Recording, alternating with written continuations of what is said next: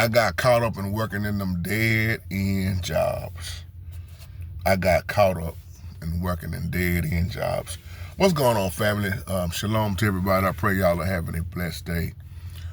This is a video response back to you, Malachi Young, Brother Malachi Young. You asked me a great question.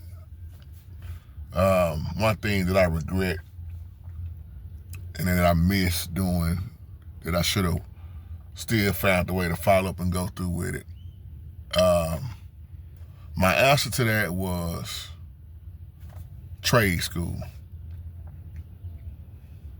Picking up a trade.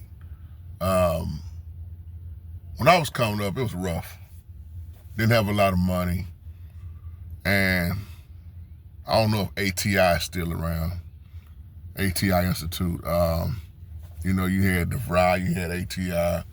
But we used to have ATI down here on Mockingbird Lane. And one of my favorite passions was to be a mechanic because I love working on cars. I watched my old man work on cars, my uncles, the old shade tree mechanics in the hood. Cars always fascinated me, and I could get up under a car, man, and watch somebody do something, learn it like that. But when I tried to go through ATI back then, I couldn't afford it. I couldn't pay for the class. And then the only grant I qualified for, I think it was called a parallel grant. And it only gave me, I was going to qualify for $500. And I think back then that class was maybe $13,000, something like that. And the issue was I didn't have credit at all. Nobody really in my family had credit except for my auntie who's dead and gone now. And I needed a co-signer. But Amy wouldn't co-sign for me. Because she was like, I ain't gonna waste my money if you drop out of the class and all that stuff. So I'm making a long story short, I wound up just going from job to job. Excuse me. That's why I'm using this title. And most of those jobs I had wasn't nothing but dead-end jobs. Wasn't paying nothing. $4 an hour, $5.50 an hour. You get caught up in stuff like that. But here's the thing, you still gotta survive out here. You still gotta pay your utilities and, a roof over your head, putting gas in your vehicle, a car note if you have one or not. My thing was to never have a car note. So you learn how to live, when you come up without having a whole lot, you really do learn how to live without having a whole lot. And the thing with me, I don't care if the car is sitting up, if it's got a nice body, give me that car and let's drop a motor in it. Like I had an old Buick Regal. We put a motor in that. The older generation would teach you, man, put that money towards something else. If you can get a car without having a car note, that's what they taught us to do it. Because you can put that money on other things. That's why all my old mechanics, they dead and gone now, man. All of them are gone. And that's what they would do. They would ride around. I remember asking my partner, his name was Manuel, he was Hispanic. He lived with me for a long time, and he lived in the backyard for probably 9 years, and I never could get him to come in the house. I don't know what it was about the house, but he preferred to live in the backyard, but he was one of the coldest mechanics I ever known in my life. Could fix anything. And he used to work at Pep Boys, but let me show you how cold he was. He quit Pep Boys and put his, what's the thing called? Compressor. He screwed his air compressor to the back of his pickup truck and then became a mechanic on wheels. Made way more money than he ever made working for Pep Boys. And Pep Boys was paying him back then probably about $30 an hour.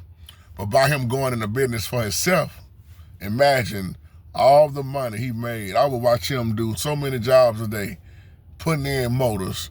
He would stop working on a motor, do a brake job, get back on the motor. I mean, he worked for himself. He made a show enough living off of that. And that's why I say when you get a trade up under your belt, that's why working on cars, man, I know we got all these robots and things, but working on cars, man, being hands-on like that was something I always wanted to do. And what I would do, I would go spend time in the wrecking yard. My mama just called me and told me one of my other old buddies just passed away. His name was Gike. We called him Hancock, the white Hancock, and he just passed away. But me and him would go to the wrecking yard. He was way older than me. He's like my daddy age. Well, my dad is older than him, but he's passed away. But he was probably in his maybe 40s then when I was a young man. But we would go to the wrecking yard and hang out at the wrecking yard all day. And that's how I learned how to put my own transmissions in. I would go out there and take something apart, put it back up in there, take it apart. I would go get my own transmission or take this off. You learning. You ain't making no money, but you learning. That way when it comes time to do it, you put it in yourself. And I remember asking Gak, I said, man, why don't you buy you a new vehicle? He said, what for? Then I ain't gonna have nothing to work on.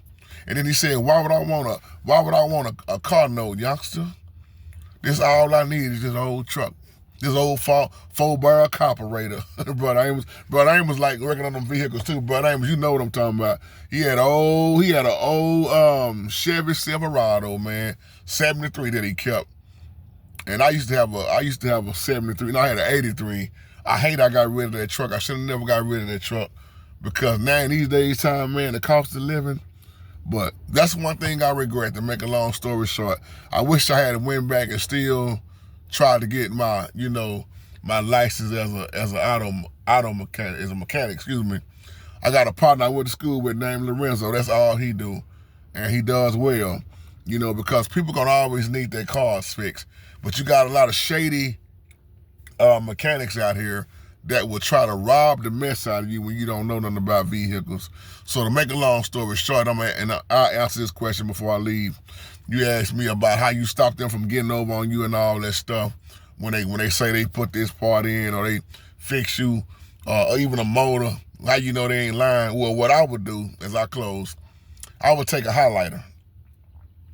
And I would take a highlighter marker and I would highlight all around my motor, different parts of the motor. They didn't know I was doing it. That way I know if you put my motor in and I look up under there and see JT all around, I know you lying and you put that same motor back in that vehicle. See, it's a lot of stuff I would do to know that you ain't finna you ain't gonna get me like that. The way I learned because I got the first time.